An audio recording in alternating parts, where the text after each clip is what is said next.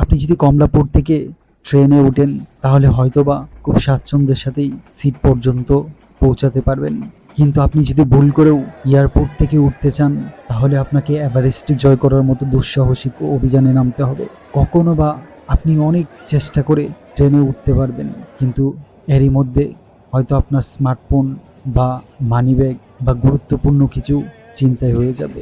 অনেকে তো তার সিট পর্যন্ত যেতেই পারে না।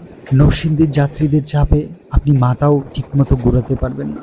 এরই মধ্যে হকাররা এসে ক্যারেট দিয়ে আপনার মাথায় ডুস দিবে। চানাচুর, বাদাম, বিভিন্ন ধরনের হকারের সাথে আপনার পরিচয় করবে। যেখানে আপনি শ্বাস নিঃশ্বাস ফেলতেই কষ্ট হচ্ছে, সেখানে তারা দিব্যি ব্যবসা করে চলেছে।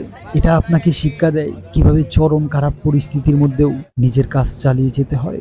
যদি আপনি জানলার পাশে বসেন, প্রাকৃতিক কোনো কিছু ভিডিও করতে যান, কেউ বা আপনার ফোনটি বাহির থেকে টান দিয়ে নিয়ে যাবে। তাই সতর্ক থাকুন।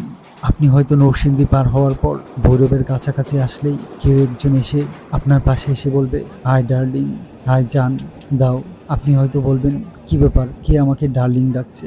তখনই বুঝতে পারবেন দুজন হিজড়া দাঁড়িয়ে আপনার কাছে টাকা চাচ্ছে।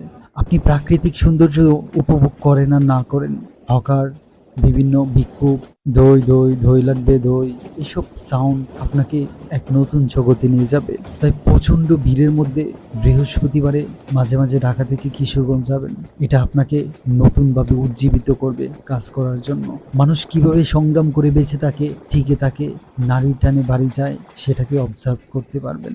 ভালো থাকবেন। আসসালামু আলাইকুম।